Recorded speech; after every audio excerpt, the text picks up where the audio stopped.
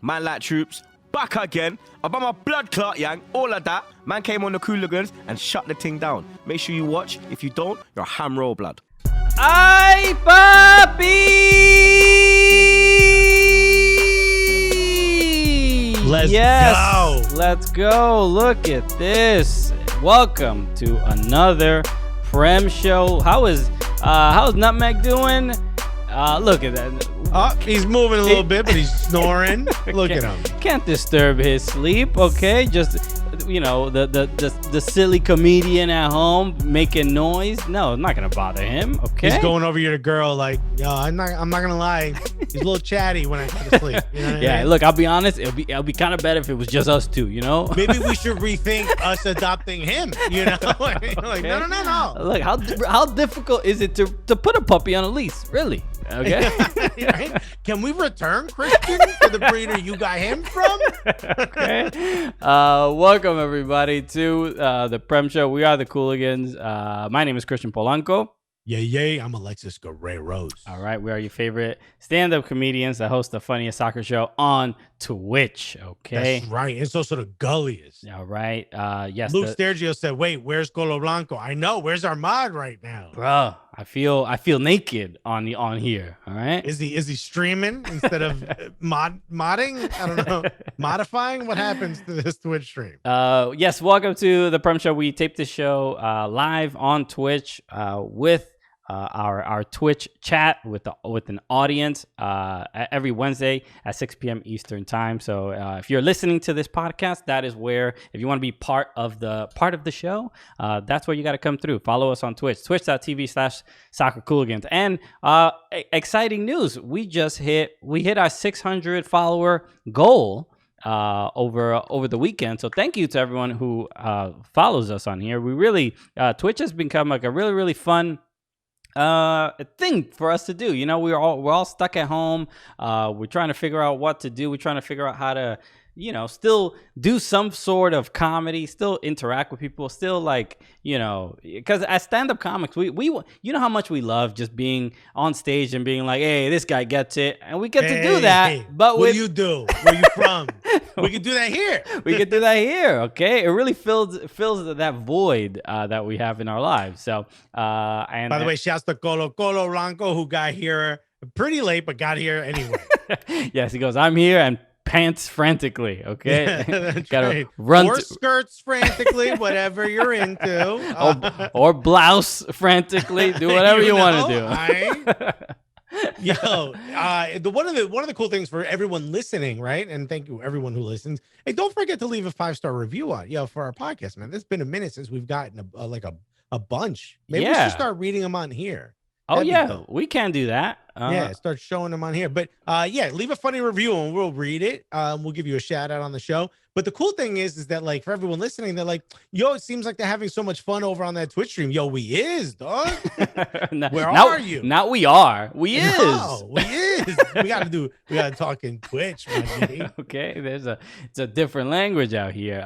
No, but have been having a lot of fun on Twitch. I was mentioning it before we started recording, but I just did a really fun show called the Immigrant Comedy Jam hosted by Lucy Pohl, who is this is what I love about Twitch, is that there's such a vibrant gaming community, and not simply just people who are playing FIFA. That has been my experience on Twitch, but people who play other games.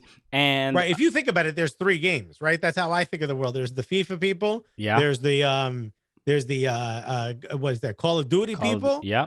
And then there's the Fortnite people. Yes, and there's also that's it. That's everybody. That's how I view it. There's more games. It's crazy. Oh shit! But Overwatch is also a very big game, and Lucy Pohl is one of the voice actors for the game. And I was on this comedy show, and we did like improv games. I did stand up, and then we did some improv games with all these voiceover actors from games, and it was like really, really cool. Everyone was like super funny. A lot of them also come from the comedy world, like from the improv world and things like that. So it was really, really cool. We're the only ones with time to audition for everything. That's how I got BoJack Horseman. I was just like, I don't know, I got nothing to do. Yeah, it's really that's really the secret to our success, just being available. Okay, 100%. It's a huge thing. thing. So sometimes you just gotta show up. yeah. So I believe she does a show every Tuesday at 7 p.m. Twitch.tv/You Love Lucy, and Lucy is spelled Lucie. Give her a follow. The show is really, really fun. You can watch the show I did. I did some stand up, and I was on for the whole thing, and it was really, really cool. So please go check that out. All right. So obviously, this just a reminder. Obviously, the puppy cam is always available when people subscribe. So it's free to subscribe if you have Amazon Prime.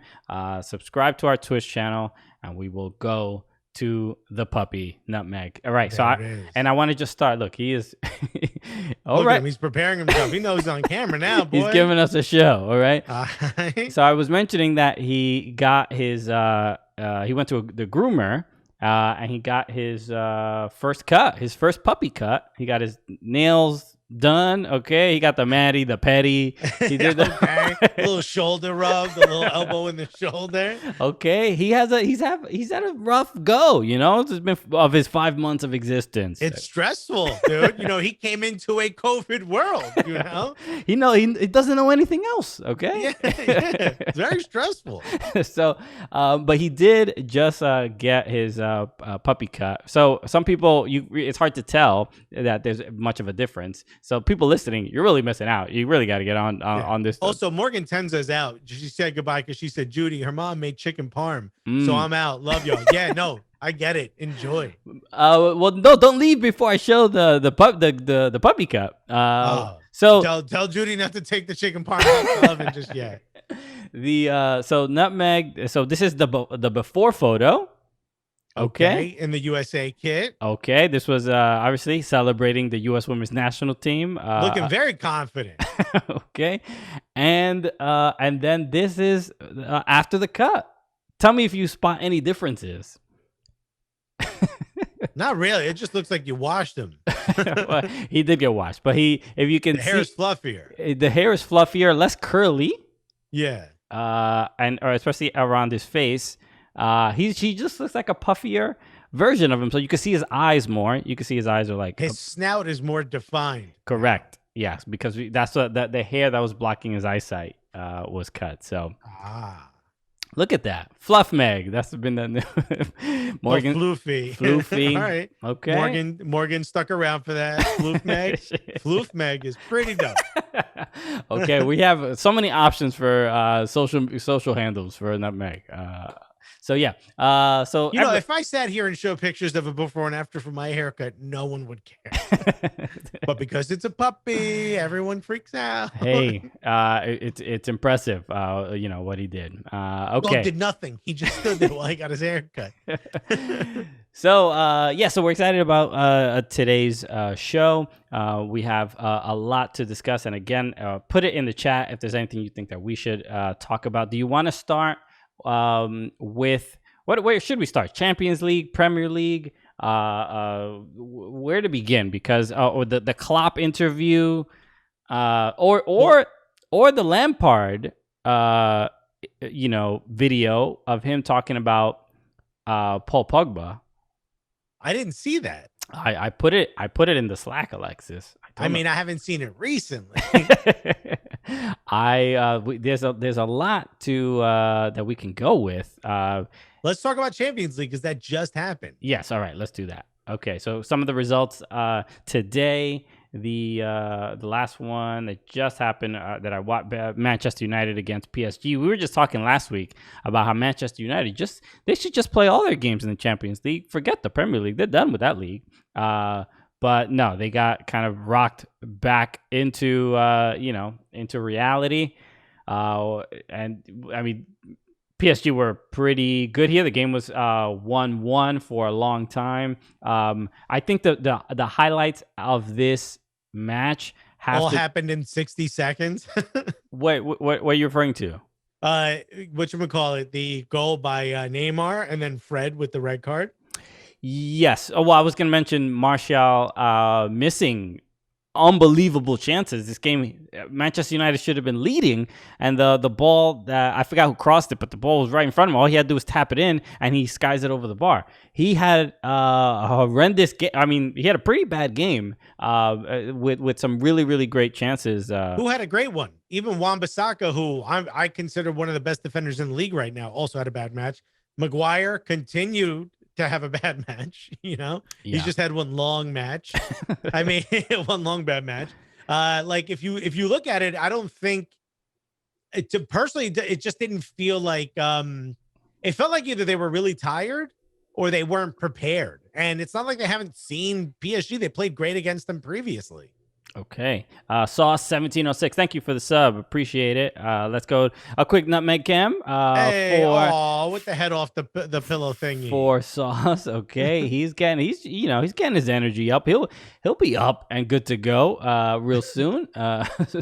So the the red card, and then the iconic photo from the game when McTominay was really marking Neymar the entire game, and this is as you know, on paper. Look,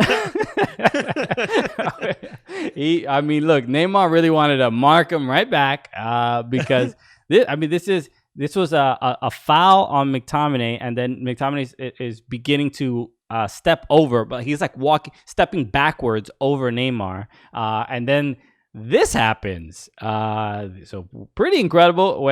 For people listening, it is Neymar. When I saw the game live, it just seemed like he was pushing McTominay by the thighs, like the upper thigh area, like pushing him off of him because he was walking over him. And when this photo, the timing of it is really just the angle, unfortunate, the timing, or the lighting, or very fortunate. I can't. Yeah. In the background, it was like, "Baby, come to me, baby, come on me." Anyway, so no, this baby, is put your stuff all on me. Nick Lay said this podcast just got an X rating. Yeah, Boyd Martin just said Hadouken. Twitch.pornhub.com. He's pushing him off of him, but it's like the angle is looks like he's just reaching for the McTominay family jewels. Okay, yeah. Really trying to inspect them. He wants McTominay to relax. Okay, and who are we? Okay, he wants to turn McTominay into McTominay. Okay, or McTominay yawn for some of us. Okay, yeah, well, people react differently to it. Yeah, look, it works in different ways for everyone else. Some architects said two-fisting him. Jeez. Judd on the bench said, "Is that how James got injured?" Oh yeah. I don't know if you saw this, but when that happened, the ref actually took the red card out, but just to fan himself. You know what I mean? Like, ooh, Neymar giving me the vapors. Okay. Neymar, I'm verklempt over here. Oh my God! Some architect with Neymar usually milks it for all it's worth. You love to see it. You love to see the greatest fan in all of Twitch. Okay, we love the puns, the entendres. Go for it. I thought the fact that he didn't get punished for it was just a stroke of genius. Okay, all right. There's so much fun to be had here. I think Judd on the bench just mentioned the RB Leipzig and Istanbul Basaksehir game, which I did not watch. I made a huge mistake and I watched the wrong game. I watched, so I don't know if you know this, Fubo TV, shouts to Fubo TV. Mm-hmm. You could watch 2 games at once. You could watch up to 4 games at once on your screen, and you could highlight which one you want the audio from. So I had both the Chelsea match versus it doesn't matter because it destroyed them. And on the left side, I had the match we're talking about here, Manchester United versus PSG. For some reason, I did not put the other one, the Istanbul's Basaksehir, for no reason. And then people are tweeting about how amazing it is. And I was like, oh, I should do that. And then I just forgot to do it. Because I saw it was 3-0 and I'm like, well, then that's that. Who's gonna? Well, we good? Yeah, let me see. Some other and then to maybe look, I'm not completely aware of Istanbul Başakşehir's accolades. I don't know how difficult it was for them to get to the Champions League, so it's difficult to. I don't have any storyline or connection. So that's my bias. Didn't allow me to go and flip over to that game. That's weakness on your part. I don't know why I also voted for this, but of course, Colo Blanco put a poll. Who's who in that photo? Is Christian McTominay or is Alexis McTominay? Is Christian Neymar or is Alexis Neymar? And I also voted for Alexis Neymar, who just won. Okay, all right. Stop the count. There it is. Wait till I get Giuliani on the phone and we figure out what's happening around here. So I got to go watch the highlights of that game because obviously it's pretty nuts. But all I saw, the final score was a 92nd minute goal. Which, I mean, you got to feel bad for Istanbul, right? Didn't Istanbul get a free kick, if I'm not mistaken? I mean, I'm happy for RB Leipzig, even though everyone hates them just because of Adams. Tyler Adams is on there. Does everyone hate RB Leipzig because of Tyler Adams? No, everyone hates RB Leipzig. No one likes RB Leipzig, but I want them to do well because of Tyler Adams. Okay. Everyone in Turkey hates Istanbul Başakşehir. I did not know that. Yeah, because that's Erdogan's team, and he's like, he's helping him out a little bit, Okay, yeah, and it's good when such a kind man does. yeah, a guy with no controversy following him. There was yes, I did see this highlight. There was a free kick from Kaveci, who we all know. But I just want to play it because it was really incredible. But I can't find it on Twitter. I don't know where. Old ass Corey said McTominay is the nutmeg cam and Neymar is his chat. It's amazing. Okay, yeah. So the bend on this ball was just really, really incredible. Yeah. So I'll just play. Is this from Twitter? Will this play? I mean, maybe not. Let me not play the full screen. I don't care. I don't know if that's some sort of issue. Of course, it's Kaveci. We get locked. Of course, it's Kaveci. I mean, it's when your keeper don't even look at it, the keeper's like, bro, but tell me when he hits it. Why are they celebrating? A banger, bro. It's just and there's no I'm sure there was some movement on it because that's why the keeper didn't move. But oh, look at this snarl. That was incredible. Yeah. just direct, just right to the point. He's like, nah, I ain't doing all of this other stuff. It's why we gotta do knuckler. all the other shit? I'm gonna just hit it right there.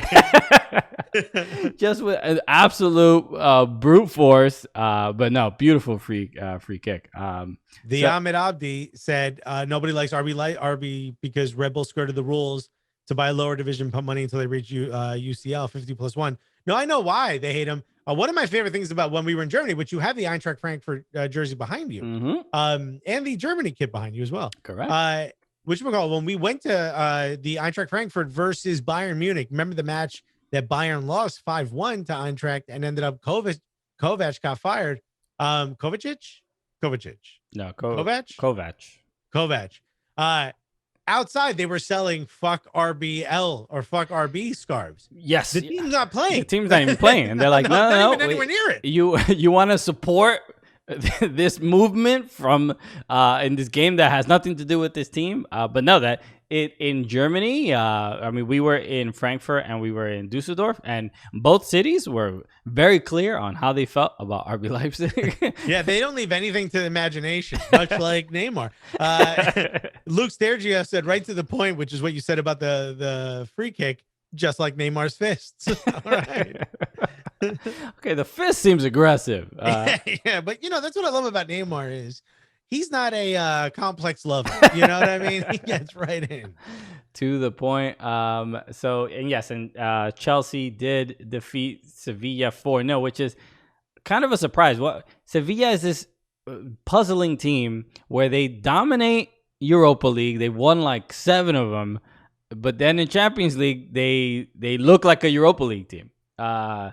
So pretty wild to get dominated like this. This is not what Lopetegui was expecting. But No. a hat trick from Olivier Giroud. Pulisic, I know. I have on FOTMob, I have Pulisic as favorited. You know, give me notifications whenever Pulisic is playing, whether he's starting and what his rating is. He got a 6.8. Not great. Not great. I mean, did he get any? Did he get injured? No. That's a 9.9 as far as I'm concerned. He didn't get any assists or anything, but I'm sure, you know what? I'm sure he had a good time out there. That's all that matters. A bunch of people, Board Martin, a bunch of people put this. Sauce 1706 said Chelsea didn't play today. Giroud did. Luke Stergio said Giroud with a complete hat trick. Board Martin says Giroud defeated Sevilla. Giroud looked unstoppable. He looked like, give me playing time, coach. Yeah. Like, I'm tired of sitting on the bench. And look, I think he can move in January, and I don't see why Arsenal wouldn't try bringing him back. Really? Right now, Arsenal is only crossing from the wings. That's all they've done for multiple matches. They've barely played the ball centrally. It's perfect for Giroud. You can see it. I mean, look, we talk every week about, you know, what's wrong with Arsenal. What are they going to do? Right? But I know Well, we haven't figured it out because they're in 14th place. Man. This guy, Thomas Partey, he's been injured, right? He's injured through the end of the year.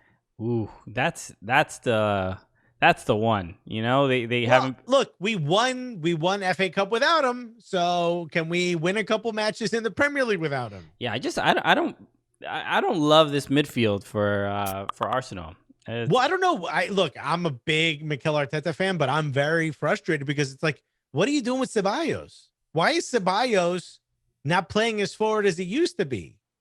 Like, he was the guy that was pinging the ball. And if we're going to go with two strikers, one of them have to get good service. Somebody said this on Twitter. I don't know who, saying it's not Aubameyang's job. It's not like Aubameyang getting better doesn't make the team better. The team needs to get better to make Aubameyang better. Like, he's not getting the service. It's not that he's not finishing. It's that he's not giving the balls to finish. You know what I mean? Yeah. Again, Neymar's like, I'll find him for you. Okay, I have like I have a ball detector. Okay, yeah, it's a bit of a sixth sense. Oh my goodness! So Arsenal taking the LA Galaxy approach by IPQ 16. You're right. You know what? And it's freaking frustrating. Speaking of Arsenal, I do want to get into this because so we can get into at least some depth into this. The Arsenal match, obviously they lost to Wolverhampton, but the clash of heads from David Luiz and Raul Jimenez, which was, I mean, absolutely. You know what? It almost didn't look as brutal as it sounded. The sound. They kept playing it too, bro. You could hear Raul Jimenez's skull fracture. I mean, that's what that sound was. Yeah. I do not know how they let David Villa finish the half. I do not know. David Luiz. David what Villa. did I say? David Villa? My bad. David Luiz. I don't know how they let David Luiz, sorry, everyone, finish the half. It looked horrific. And his head was bleeding through the gauze. Yeah. It's like, what are you doing? And then the other guy got carted out. Yeah. John on the bench said Alexis got hit. Okay. Yeah, I mean, many times. Dude, what's the Cooligans concussion protocol? Because we got to really look into it. I'm just following a pen before every episode. Everyone, just in case, I have to figure out a way to mute Slack, so you might be hearing Slack messages. So sorry if you think you're getting Slack messages. Also, apology. I will sort that out in the next the next time we do this.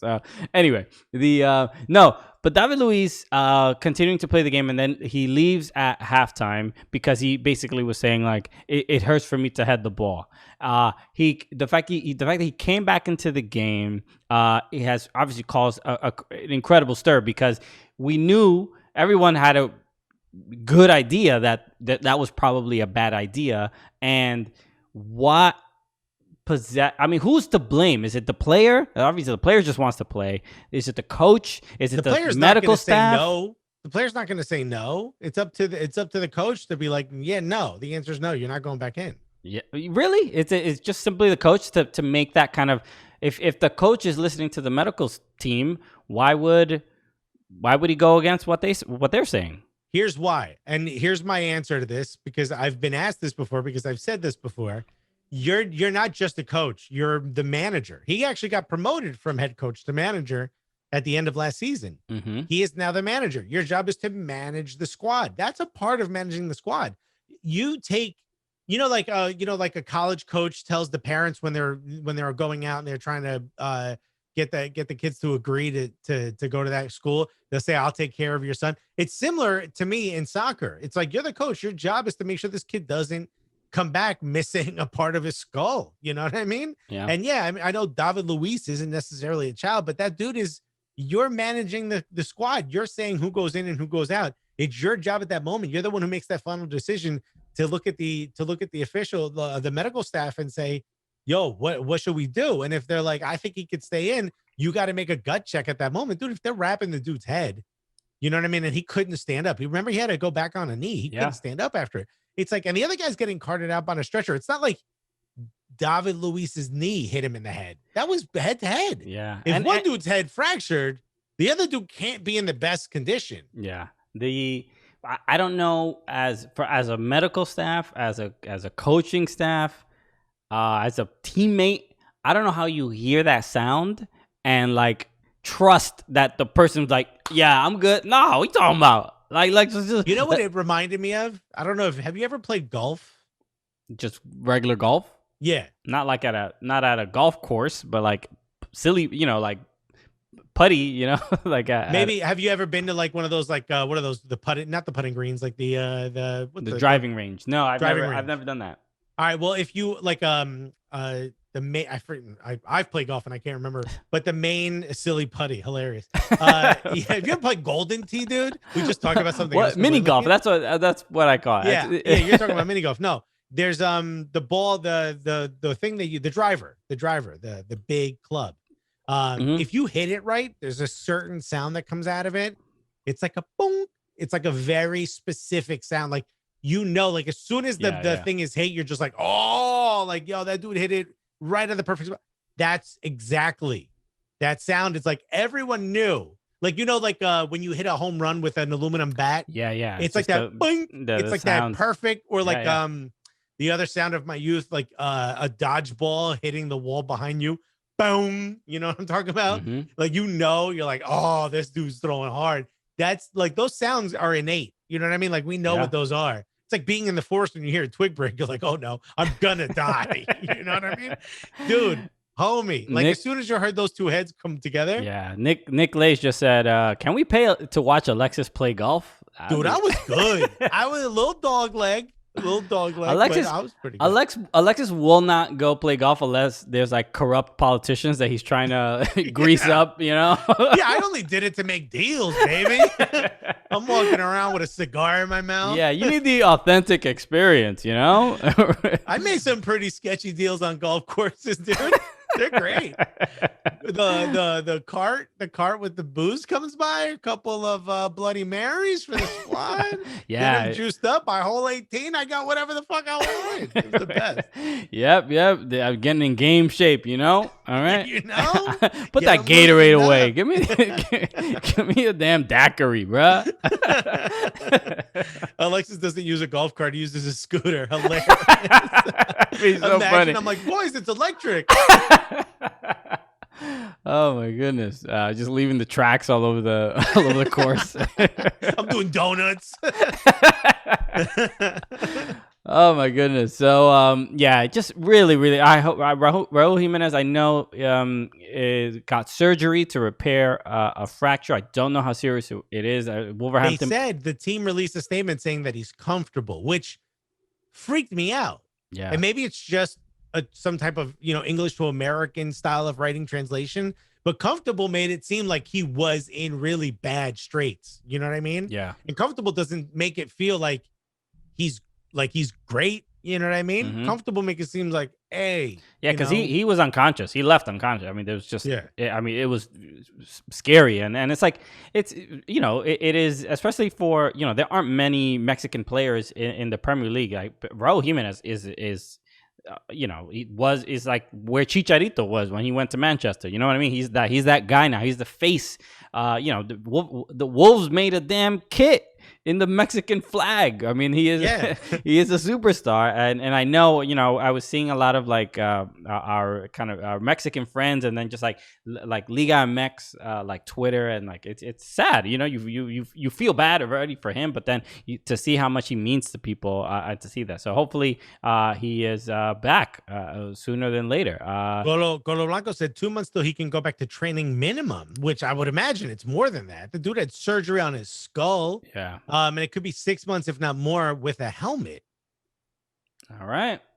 I mean, look, and then that's there's who like Iko Para at Minnesota United. He wears the guard. So this might be just something that that he has to do or wants to do or something like that. It very well could be the end of his career. I don't think it will be, but it very well could be. It's scary, man. I mean, I've taken like knocks playing soccer here and there, but I've never, I'm just at an age where I'm like, if there's a 50-50 ball, I'm like, you know what? This is more of a 100-0. Like, you got this one.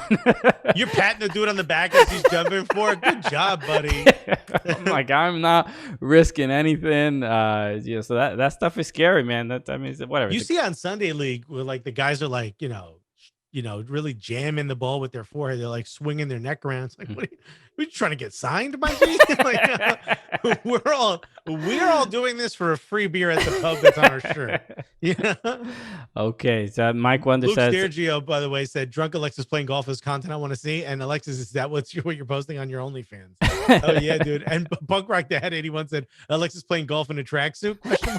Yo, that would be fire. Dude, that's a Sopranos episode, I think. Yeah. Mike Wonder said FIFA or the FA need to do something, concussion protocol or something. Yeah, I don't know what leagues handle it better than any others. I mean, I can't recall. I would say that at least for all the lawsuit that the NFL went through, I think scared every other sport of like, all right, we have to kind of be a little bit more conscious of it. I think MLS has been. I can't praise anybody, but I feel like there's been, at least I see it talked about more. Taylor Twellman is like on the forefront. He always he's the poster child of look what happens when you don't monitor. Yeah. Cal Martino as well. He also talked about it a lot because of all the after all the concussions he dealt with, like he just deals with depression and all these other things. So at least I sort of see that, and I don't know if I get that from the FA or from England in general. Obviously, we're not there, so it's like, it's tough too because they view soccer so differently than we view it here. For them, it's like such a tough guy sport. Like get stuck in is something they like to say, and it's like yeah. I mean, even stuff like mental health is not something that they take. And maybe they do, but it just from the outside looking in, it doesn't seem like they take it too seriously. Or at least the fans are like a bit more, what does it matter? Oh, if he could play, if he wants to play, it's his body, And I think it's just such a tough position to put people in because when you have a concussion, you can't be the one to make that decision. There was a guy, they mentioned this during the broadcast. I forget what it was. It was the World Cup final where a guy had a really bad head collision and he got up and said he was okay to play. And like 20 minutes later, he asked the ref, "Where am I?" And the ref said, "You're in a World Cup final." And he was like, "Oh." And they ended up they're like, "Yeah, well, this guy needs to go. He's had too much. Cut him off." Yeah. I mean, at that point when the guy is like, "Man, that's awesome. I always dreamed about this as a kid." And like, you know what? Who's playing? Me? Whoa, I must have been great in training. He's like, dude, it sucks that I made it all the way to the World Cup final and I have this horrible headache. And seemingly great seats. The Mike Wonder said the NFL, I think, has handled it, and they should be the archetype. Yeah, look, and they were. I don't want to praise the NFL too much because their hands were forced, without a doubt. I mean, they were afraid of all the really a class action lawsuit, and that's really what led to changes. But the NFL does have a very strict policy where as soon as they sense that somebody may have a concussion, like the player has to go through this like week-long protocol, and they usually don't. I think when they're going through the protocol, they usually don't end up making it to the next game. They usually have to like miss one game. So it's definitely something that we should that England should consider. They want to be the best league in the world. They're gonna have to be the leaders of this as well. Nick Laisman said, when I played football in college, American football in college, one of my friends got concussed and walked up to me after a play and asked what inning it was in. I mean, it's sad, but it's hilarious, right? It's absolutely hilarious. I mean, it's like we have to laugh at the absolute terror that this can cause, man. It's just unbelievable. I don't know if I've had a concussion. I felt ice skating once in Prospect Park, and I completely blacked out. I have no memory of falling. All I remember is waking up. So look, it's not as sexy as some danger. I was figure skating, okay? I was trying to get into amateur figure skating, and I fell, but I have no memory of falling. All I remember was my friend Matt. He, because this is when I was playing hockey, so we would go skating just to like practice and whatever. And he's like, Christian, and he's like literally like smacking me in the face, and I'm like, what? I'm like, I did the thing. I was like, yo, why are you above? And I was basically Neymar, and McTominay was above me. You know what I mean? I'm like, yo, why do you get out of here? Like, this is too much. Ooh, let me nap. And then I realized, I'm like, why am I here? And I wasn't even like. I was like in the middle of the rink, like literally they had to clear the rink. You know how embarrassing? Yeah, no, they always do that. I've seen that before. I saw that at a skating rink, not an ice skating rink. At a skating rink. Okay. Like, the dude was trying to be like silly, and he did that thing where you get down and like your one leg is straight. It looks like you're sitting and your one leg is straight and you're skating on just the one bent leg. Yeah. And fuakata right into the pole that's in the middle. Yeah. And you hate when you hear the fuakata, you know. Something happened. That's not good. It's not a good thing. Hey, yo, went right into the fucking center pole. That you're supposed to skate around that bad boy. Yeah, you know what I mean? And dude, it was hilarious. We were laughing. His face was bleeding. We knew the kid, and they were like, everyone was really worried. So that made him. it okay because we knew him. Well, why he's not a stranger? We're gonna laugh at a stranger. What are we, monsters? Everybody was laughing, and they're like, one of the people said like, yo, we got to call his mom. And my buddy goes, his mom don't want him no more. And we laughed at that. She's done with him. Don't bother. The poor kid is just like on the floor, knocked out, and we just getting roasted. Oh man. So so that was my concussion. I mean, I don't even know if it was a concussion. Maybe I just passed out or blacked out because I went to the doctor like a day or two later, and he was like, I don't even know. He just did one of these, and I'm like, it's 2 days later. Am I still gonna have effects or whatever? I felt fine, and I didn't have any issues. But people told me to make sure to go to a doctor. I didn't have a concussion, but one time I was playing basketball. It was coaches versus parents, and I had taken over a team that my buddy, who could no longer manage his team. It was like community service. So I took over the rest of the team. It was 7th and 8th grade girls. And I had them set up like goons, yo. I had them playing full court press. I had them fouling. And they were like the 90s Knicks. It was amazing, right? And just like the 90s Knicks, we actually did we won on a 3-pointer in the last second, which is crazy. We won the championship as well. Well, anyway, all the parents hated me because of that. So when we played coaches versus parents, they came after me. They were pushing me. They were fouling me like crazy. One of the parents played Division I for the Florida Gators. One of the other parents like played like Division II basketball and like made it to Europe or something like that. It was like crazy. Well, I pump faked. This is when I was skinny as hell too. I pump faked and the dude jumped to try to like block it. Mm-hmm. And I was like, let me draw the foul. So I kind of came up but not too far out. And I went like that to just do the thing. And as I went like this, I just remember my lights went out. That's all I remember. And I hit the ground and I rolled a little bit and I got up and I was like, man, I feel dizzy. And someone's like, yo, there's blood all over your face. And I was like, no, there's not. He bit me. Whoa. His mouth was open. But the wild thing is his top row of teeth went through his bottom row of teeth. Whoa. And went right into my head. And I had bite marks on the top of my head. What hit me hard was his chin.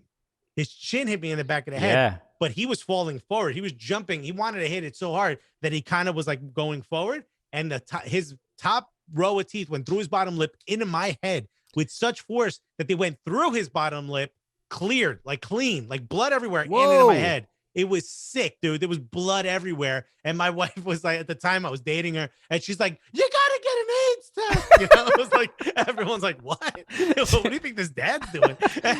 Senor Shiny OW said, did you get the foul though? Yo, I got the foul. You want to hear something funny? So I said I was dizzy, right? But I said, yo, I'm good. I was like, yo, I'm good.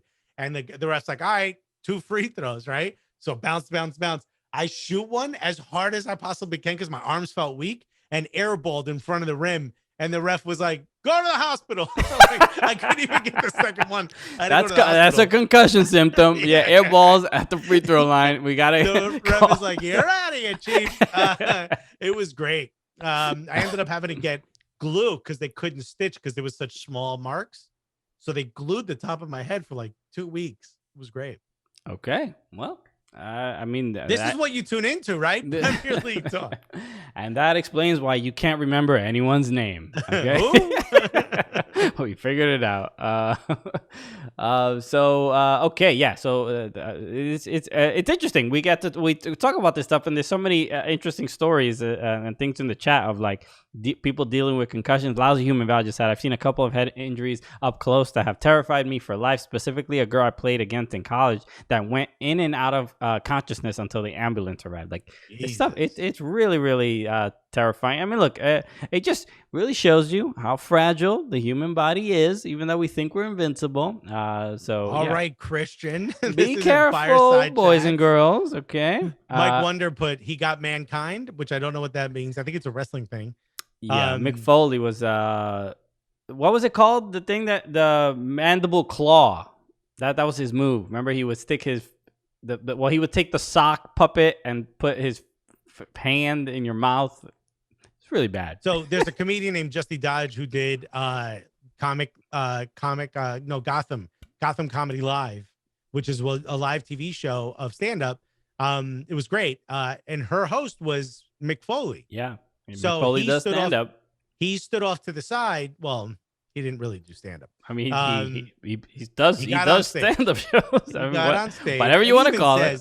He even says, he's like, I'm not really a stand-up. He's like, I just like to go talk to people. But there was a bunch of former professional wrestlers in the audience. So one of them was like, not Mr. Perfect, but like somebody who worked with Mr. Perfect. I don't know anything about wrestling, but somebody was telling me a lot. Like there's a lot of fans there. So Mick Foley goes, people are kind of like, he would get off stage and people would want to talk to him, and it's loud. You can't do that, but you can't really leave the stage area. So he had to find a space where nobody talked to him, which was standing next to me. He's a pretty tall guy. And I leaned over and I said, yo, I don't know who you are. Like, I know who you are. I don't know anything about you, but people really freak out when they see you. And he goes, it's unbearable. It's just like, it is a lot. Yeah. I mean, the wrestling fans are intense. It's like, they don't stop. They're like sharks. They just keep coming after. It was funny. Like when they would cut to commercial or something like that, people would get up and they'd all run to him to go talk to him. Yeah. It was wild. Okay. All right. So next thing I wanted to talk about was this video, this interview that this guy did, that Frank Lampard did. I did see this, by the way. I watched it on mute, and yeah, I was like, I remember seeing this. Okay. So if everyone says I'm not prepared, I was. Somebody said I'm slacking because you said you put it in the Slack. Very funny. Okay. So this is a video of basically, you'll see the tweet now. This is Frank Lampard talking about Pogba, Paul Pogba, when Mourinho was the United manager. And I don't know how old this video is, but they're at a conference without masks, so I'm assuming old. Yeah. So it seems like it was done a while ago, but it led to a lot of criticism from a lot of people because of the comments that he made. So just let's watch this. It is 1 minute and 40 seconds long. So take a look. I agree with Alex in terms of, and Neil actually, about, I don't know what Paul Pogba quite is. He makes bad decisions as a midfield player, like bad basic decisions, and then he does something really fantastic. And I can imagine that wrecking Jose Mourinho's head, because he's going, well, I want you in my team for that fantastic stuff, but then there's other stuff that's really not good for the team. So Mourinho's only way to deal with it is to, well, what he did, he tried to shock him and embarrass him out of it, and said, well, I'm going to call you out, and a few times mid-season. And I'm not sure Pogba got the point. That's my worry. I'm not sure he got the point, because I still see him making those decisions, the slightly bad ones. And you'll see it from from the absolute insight, having played in exactly the same position. Yeah, and Paul Pogba is naturally more talented than I was. I mean, in the box I could get there and I worked hard to score goals, but in terms of attributes, he'd have run all over me. He's got better feet in terms of how he can dribble with it. But there's no point in dribbling in your own half as a midfield player, unless you really have to get out of trouble. So all that kind of flick and roll of the studs and all that stuff looks great. I'm not a big advocate for that. And you see a lot of young players go, oh my God, look at that on YouTube, it's amazing. And I don't like it. And he has delved to that side too much. And I just know that if he was to actually catch the drift of what Mourinho's trying, I feel that he could actually be that player. His numbers are not good enough. Juventus, I think we've built up this kind of thing, this real magical thing that Pep Pogba was amazing at Juventus. I don't know how many of us watch Italian football, if we're honest, not that much of it. And I think he did well there and he progressed. But there's another progression he has to do. Okay. This is the kind of shit that, this is the same thing that happened to Ozil. You know what I mean? It's like, if you've got flair, Neymar would be told he's not good enough because he's doing too many step overs and shit. Like, or he's too much flair. It's like, that's part of the game. It's like, it's like a boxer that throws jabs, obviously not Nate Robinson. Speaking of concussion, whatchamacallit? It's like a boxer that people say like, oh, he's dancing too much. That's part of it. Yeah. Like, you have to draw the defender to you. You want to frustrate the defender. You flex on him a little bit. You know what I mean? Yeah. And we should kind of unpack each sort of thing that he said, because I think there are things that Lampard is right about or fair to criticize. DJ Benatti, thank you for this. Oh, there's a gift from Monkey. Thank you, Monkey coming back, baby, through with the sub. Let's see what Nutmeg is up to. Obviously, whenever we get a sub, we go to the puppy cam. Nutmeg is sleeping shifted a little bit. He shifted. He's in a different sleeping position, but still as comfy as ever, which is crucial. Okay, so let's figure out exactly what like Lampard is saying. So essentially, he starts off with Paul Pogba makes bad decisions, right? And it's, when he's wearing a Manchester United shirt, I can understand this sentiment. He occasionally either I don't want to say he loses the ball, but he's not necessarily a guy that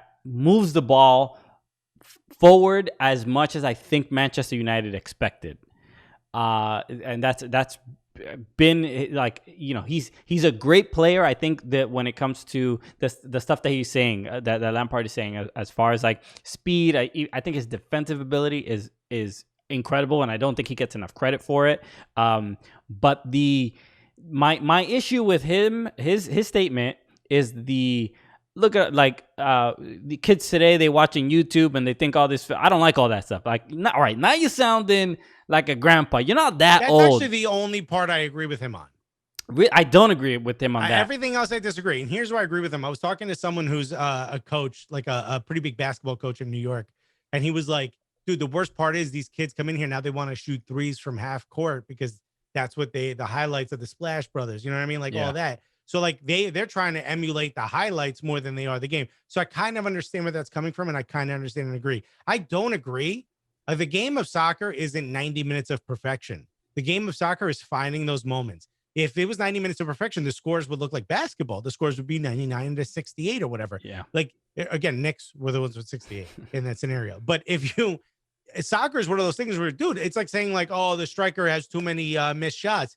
That's part of it. That means he's got a lot of shots. If Pogba's doing stuff that's stopping the team from advancing or scoring, then I understand. But I disagree that that's what's happening. If he finds those moments of brilliance, then that's why you pay him. It's because he has that tool to go to. He has that ceiling. It's higher than everyone else's. You can't expect him to be up there for the entire fucking time. Yeah, so I look, and Shasta Colo Blanco for putting this poll up. Does the chat agree with Lampard? And right now, leading is I don't know. So this is some people saying we got a couple yeses and a couple maybes, but nobody is saying no, that they don't agree with him. I think there is. My main issue, because I think Pogba's ability really does come out in the fact that the dude, you can't get the ball from him. And he's a tall guy and also able, he does like moves here and there, but the guy is so like skillful in this like lanky sort of way that he uses like he's like a combination of like Neymar flicks and skills, but with the physical strength of just like you know, like a not a center, like almost a center back to some degree. Like that's what I love about Paul Pogba, the fact that he can be in the midfield and there's really not much you can do to get the ball away from him. And I think that, and that's what I'm saying. When he plays for Manchester United, he makes bad decisions.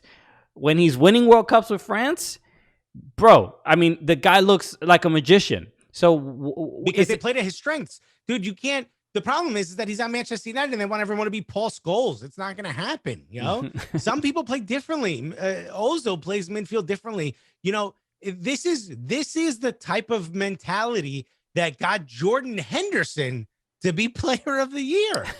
That guy doesn't, and I get why people can come up here and they can put it in the chat, they can flood why they think Jordan Henderson deserves that. But in a real world, that's not the most skilled player on, you know what I mean? He works hard and he runs hard and he's a good old boy from that neighborhood. And, you know, his dad was a factory, not worked at a factory. His dad was actually a factory. Okay, and he made shoes, you know, and he grew up as a potter. It's like, that's the shit that they think about because they see themselves in that player. And but Pogba's got too much swag. Yeah. They don't see themselves in that. And that's why I have a problem with what Lampard is saying, because it does feel that way. It does.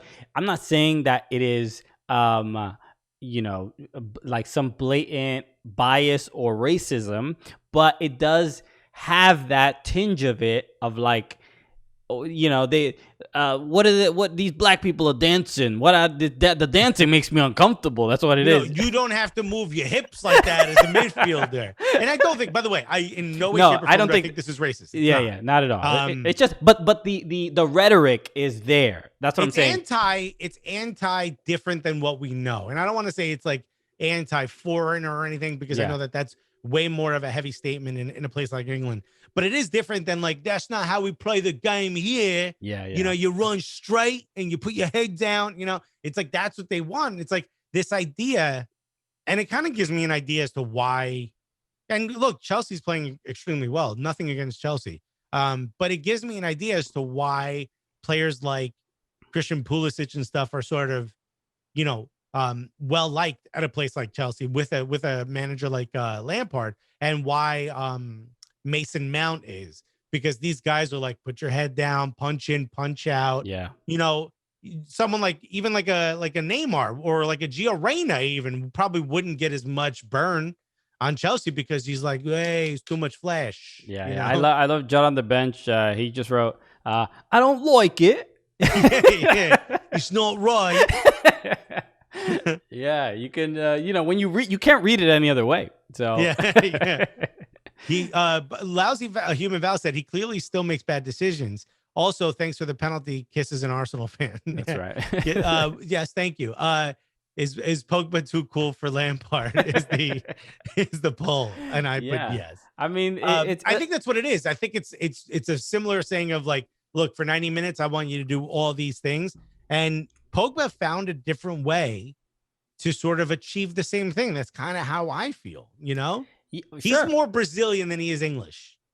Okay. I mean, look, it's also, he's French, right? And there's a lot of really good players that come out of there, right? And you know, you would think they would, instead of having the sort of traditional, like, you know, because I respect Frank Lampard has his philosophy on the game. He was maybe coached by whoever he was coached by, and it's like, this is how I think the game should be played. And that's why you bring in a manager to bring in their identity. So it's fine that he doesn't like it, but you know, he's lost to teams that have players like this. So it's a little bit you know, it's too dismissive in my opinion. But he's also allowed to view the game however he wants. So the one part also that I really like is that he gives you an insight as to how Jose Mourinho works, which is to say, if you don't listen to what I'm saying, I'm going to call you out in public. Yeah. And that little bit of embarrassment is a sign to you to change, and Pogba wouldn't. So I like that at least he kind of let us peek behind the curtain a little bit. You know what I mean? Yeah, I mean it's a comment that Mourinho has always been pretty vocal. Like, look what he's with Dele Alli, with whatever. Like he's no stranger to being like, I'm gonna call people out. But it's definitely tough with like superstars, right? Like everyone deals with every team has to deal with like, how much should I admonish a player? They're getting paid all this money, they're getting all this attention. How much can I really go in on him? But Mourinho does not really care about that, and this is why he doesn't really have these long stints at clubs. I mean, people, he wins if he wins, and look, Tottenham are in first place. I mean, it'd be brutal if for Alexis if Tottenham ends up winning the league, but it's not. Please don't mention that ever It's again. not crazy that a Mourinho-led team can find success, and then in a couple of years they're like, you know what, I'm done. We're winning. We got all these trophies, but I'm tired of you. Yeah, and that's what happens. He gets 3 years. He wins in the second year, and by the third year, it goes kaput. This is his second year, right? So this would be the year they win. Okay, I know the Spurs fans in the chat are so excited that Alexis is rooting for your team. It would kill me. It really would. Okay. Is anything else? I mean, we can just wrap up by let's take a quick look at the table. Well, hold on. We brought up Mourinho. We didn't even talk about he got Reguilón. Reguilón, but I don't think you're supposed to pronounce the G. You do. There's a G there. Oh, Regi? No, yes, Reguilón. G-U-I is Guy. It's Reguilón. I'm pretty sure it's Reguilón. Is he French or Spanish? I believe he's Spanish. Then it should be Reguilón. Well, anyway. Yeah, no, he is Spanish because Jose Mourinho said, hey, we win, right? I think it was, if you win, I'll buy you an Iberico ham, a Serrano ham, which is a $650 ham. Okay. Right? 500 pound. They won. He got him the ham. And he said that he was inspired to win because he wanted the ham. Now, I don't know about you, but this would get me going. You know what I mean? If you told me you were going to buy me, for the Spurs win over Man City, he's a $650 leg of ham. Do you know this is like the kind you have to slice perfectly? Like, yes, I saw a photo of it. I think we were looking for this recently. Okay, yeah, here it is. Let me put it up on screen because I didn't realize we had it here. By the way, the shirt that Reguilón is wearing is ridiculous, or the hoodie. Okay, let's see. So this is the image. Oh wait, here it is. Okay, so if you are looking at this, right, that's a very expensive cured leg of pork, right? Sometimes called the shoulder, even though it's the butt. And just so people listening, this pork is thick, okay, with two C's, maybe even three C's. Okay, okay? Sure. 2.5. Let's just compromise here. All right. So he got a pork cheek. He got the cheeks, the yeeks, if you will. It's some would say it's a cake, if you get what I'm saying.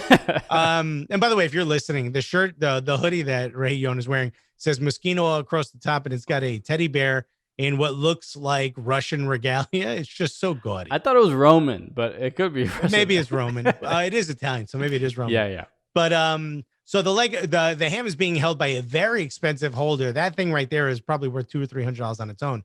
And basically, what is the hold? Is it called something? I've never. Okay, let's break it down because for the people who don't know, I don't know this stuff. I don't know what it is, but basically, you don't eat past the calf, right? So the reason there's a black foot, so the pata negra is a special kind of ham. It's a special kind of pig. Two black-footed pigs can mate, and they don't guarantee a black-footed pig. Black-footed pigs it's called Iberico here. It's called Habugo in Spain. It's wildly expensive. It costs about $280 a pound here, in the US. Yeah. They only can be hand sliced, and you have to be like a master to slice it. And based on the slice that he's holding, I can tell you a master sliced it. So I don't know if that guy comes with the ham, right? Because Reguilón's not just gonna go at it with a butter knife, right? So black-footed pigs are very special in the fact that they have more fat that surrounds their butt cheeks. So that makes this worth so much more money. And at the end of their life, that's my type right there. right? Okay. You know what I mean? It's your birthday. It's your birthday. So for that type of pig, right, they get to free range, whatever they want. And the end of their life, they're fed mostly acorns, olives, and like a different type of diet so that you can actually taste the acorns as you're eating it. Like there's a very gaminess to it. And basically how you eat this ham is you're supposed to rub it on your lips so that you get the oil on your lips, and you're supposed to put it on your tongue and let it melt. It actually melts because if it's cut correctly, it melts. Now, here's a real quick story. I went to the Rainbow Room for brunch. Real quick, if you've never been, Rainbow Room is like $200 a person. My wife got invited, right? Bobby Flay was sitting next to us. It was wild, right? So in the center of the room is a circle that's cut like a pizza, like pie. And each of those little pie slices is a different type of cuisine. You go around and you pick whatever you want. I get to the Blackfoot ham, and I look around and I said, "Hey, where's the guy to slice it?" And some dude looks at me and goes, "Nah, man, slice it yourself." And I was like, "You gonna let me slice this?" And by the way, it is perfect. I can see the line. It's been cut perfectly. I'm like, all right. So I go to try it. I'm not good. I knock off about I ruined this ham. I knock off like probably about a $350 chunk. And I put that on my plate, and I'm going to eat it like steak, right? Which you're not supposed to do. And somebody goes, "Whoa, what the fuck are you doing?" Right? And I was like, the guy said I could cut it myself. That guy almost got fired. I was like, no, I felt bad that I said it, but I'm like, I didn't want to get kicked out. Bobby Flay's like, "What happened to your ham?" And I'm like, I know, right? Cut it myself. Wow. Okay. Look at this. Look at these pork stories. All right. So it costs $650 there. It costs like $3,200 here. I did not know about this fancy Blackfoot pork. But good on Mourinho for following through. And look, and maybe he's turned over a new leaf, you know? Maybe he should have bought I was gonna say he should have bought Pogba a pork, but Pogba's Muslim and does not eat pork. So it wouldn't have worked. Yeah. Slapped him in the face.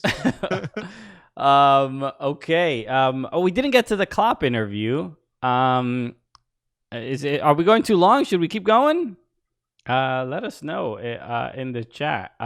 Klopp, I mean, should we play the interview? Let me see if I would like to do that. I didn't have it queued up, but there was a poll that said, "Could you finish that meat before Alexis?" And Neymar voted. No, I'm joking.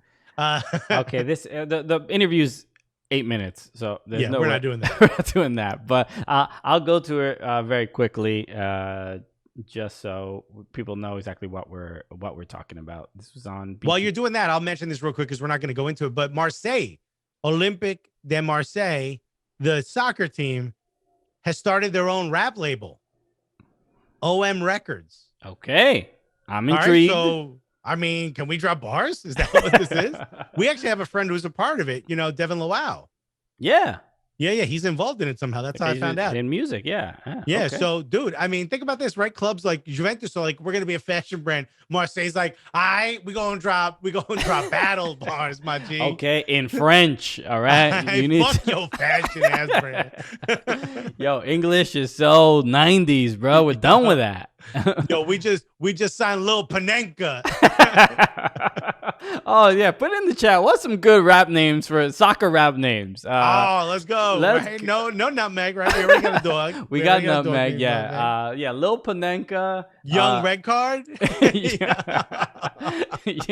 What else do we got? Black and Yellow. Or I don't know. Okay. Just Black and Yellow Card. There you go. Okay.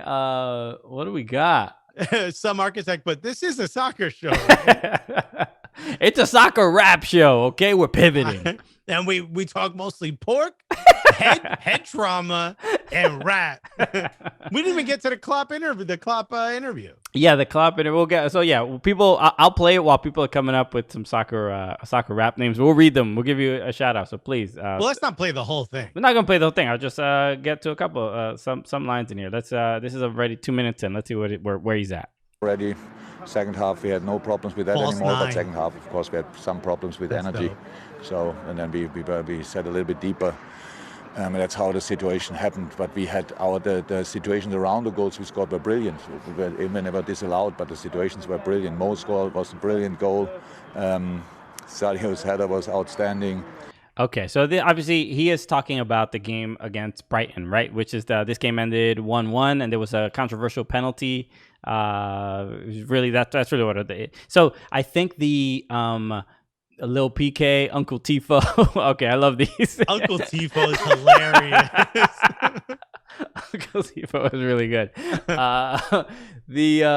He's talking about this. The post game. So there have been a couple issues, right? There's Liverpool they have a bunch of injuries. Obviously, the high Some profile architect said Lil Wayne Rooney. Hilarious.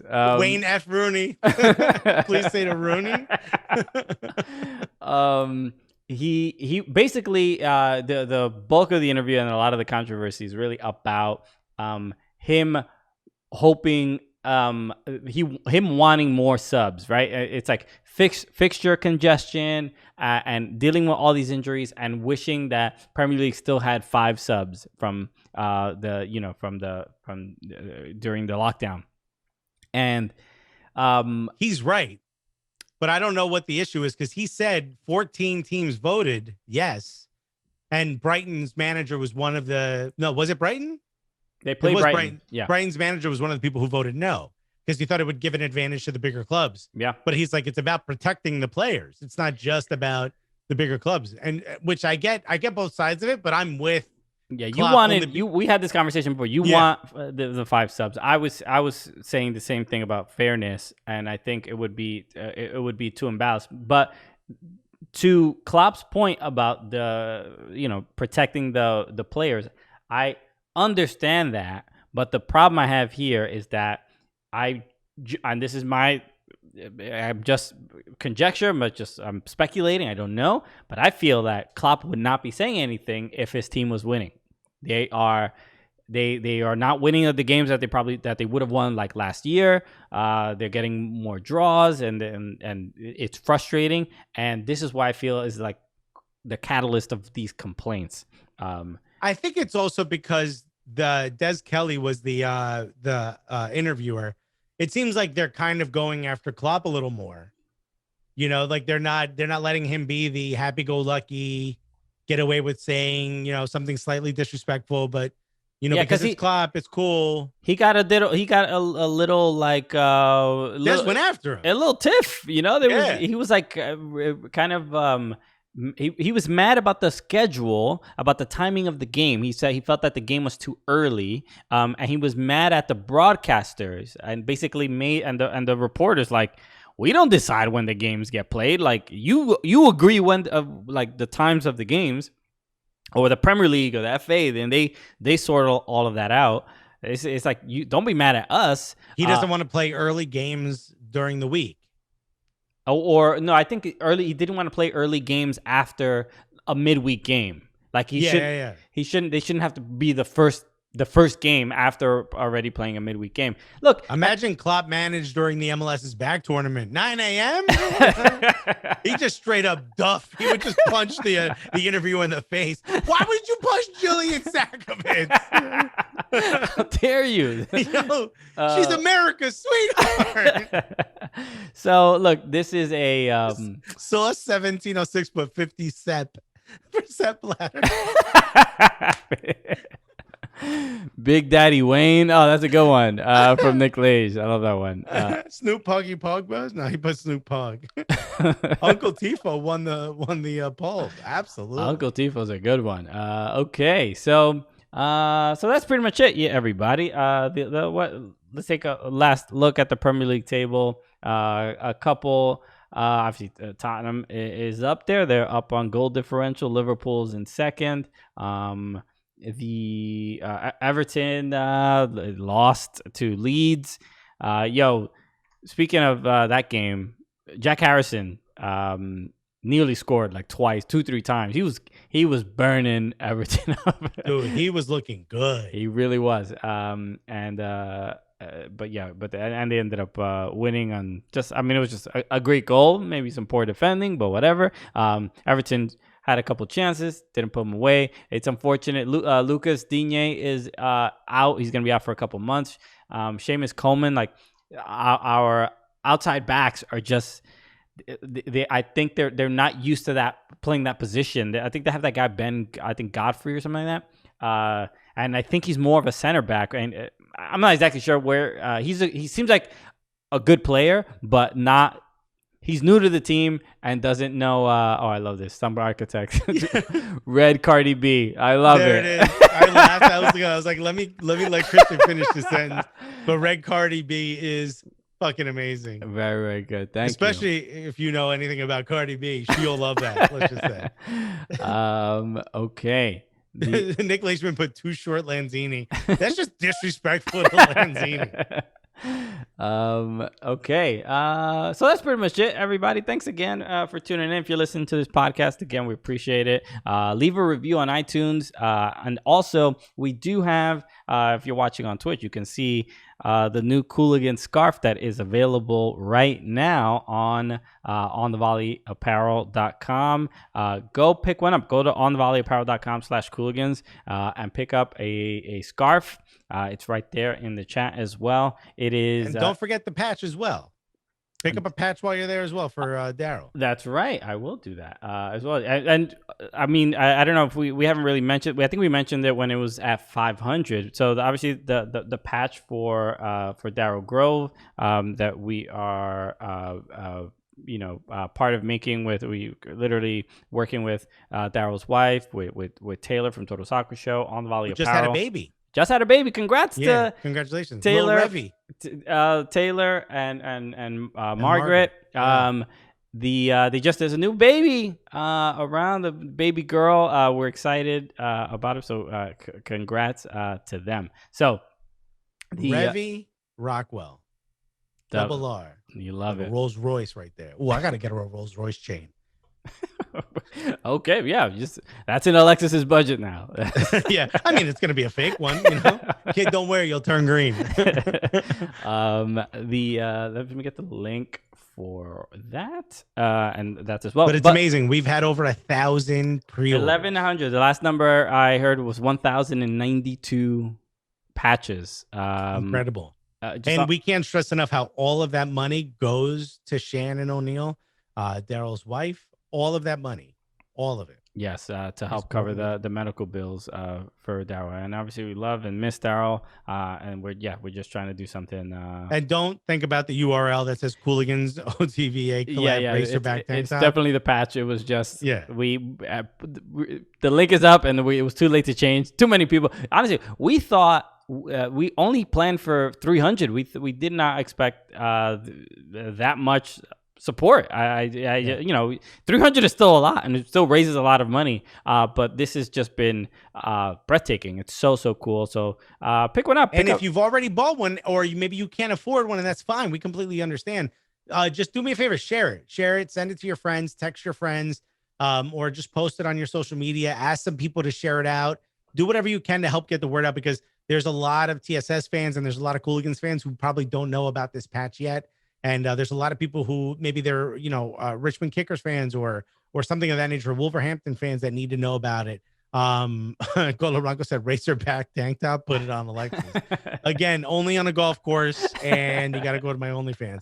But no, and speaking of Daryl, there's a lot of people that may want to buy a patch. There's a couple clubs that have reached out and said, hey, we want to put the patch on our jersey for the season coming up, stuff like that. So there it is, the hello and welcome. It's got the Wolverhampton-like shape, shouts to Wolverhampton, don't sue us. And again, it's all the money goes to his wife to help pay the medical bills, which are coming in hard and fast, unfortunately. And speaking of Wolves, they won against Arsenal on Daryl's birthday. Yeah. And they released a dope video. And yes, that was really, really cool. Yeah, Wolves did that. You can see it. I think Total Soccer Show retweeted. We retweeted. It's absolutely beautiful. Just a really cool thing that they did. They It's put breathtaking. Daryl's picture on the big screen at the stadium. But they shot a whole video to go along with it. Yeah, it's really The dope. fans chanting, and they put the message up, and the whole thing is about all for one, the whole pack thing, and pack of one, and the whole nine. And man, they've really fucking kept a word with that, and it's been amazing. And so many British fans who didn't know of TSS were just like, oh, he must have been great. Look at the outpour of love. Like even they're recognizing from the way we've reacted on social media that Daryl must have been a very special person to all of us. So It's been amazing to see. And thank you so much. I don't know if anyone from Wolves is watching or listening, but thank you. What you've done has meant the world to myself and to Christian, and more importantly to Daryl's family. Yeah. And there was a cool. I saw there was a tweet that we got from Daryl's brother. I believe Andy. I believe is his name. Saying that Wolves beat Arsenal for the first time since 1976 or something like that, which is the year Daryl was born, and it's just crazy. It's just crazy. So I just feel like Daryl made Had sure to be Arsenal, right? Yeah, There's no one else. he was like, I'm When was gonna the last make time they beat Everton. I'm gonna make sure Alexis celebrates my birthday the right way. So yeah, pick up a patch if you want to support. Don't hesitate. Share it if you already got one or can't afford it. And I know there's been a bunch of people that just bought a bunch to donate. So if you can't afford the patch but want one, I know we'll have a couple to give away, because some people bought like 20, 30. So, and they're just like, hey, can you just give mine away? So just been incredible. So Colo Blanco just said, Daryl trolling Alexis one last time. He would love it. That's right. He would have absolutely loved it. And I gotta be honest, I love it. Okay, everybody. Thank you so much for tuning in. If you hear a sink, that is my girlfriend washing a dish, or washing her hands. Who knows? Anyway, thank you again for tuning in. We appreciate it. Everybody listening. Yes, follow us on Twitch, twitch.tv/Soccer Cooligans. Help us get to 700 followers. We're having a great time on there. And that's as a parting gift. Let's see how Nutmeg is doing. Nutmeg is not even there. Oh, Nutmeg disappear, dude. There's a grappling hook. There we go. Here it is. I found him. He's literally right next to me. So everybody, thank you so much. Huge. Thank you so much for tuning in here on Twitch, the Twitch chat. We had a great time. Thanks you for all the rap names. That was dope too. All the soccer rap names. You tweet at us, and if you come up with any others. So Robert from LA said, when is the next FIFA stream, Christian? I think I'm gonna do Weekend League, maybe it's Friday or Saturday. I don't know. Who knows? Who has the time? I'm going to go buy FIFA 21. Yeah, so. We should probably get it at some point. Okay, everybody. Thank you so much for tuning in. So let us end the show the way we normally do. Put it in the chat. With that said, thank you for tuning in to another Prem show. My name is Christian Polanco. And I'm Alexis Guerreros. And Nutmeg, together, what are we? The Cooligans!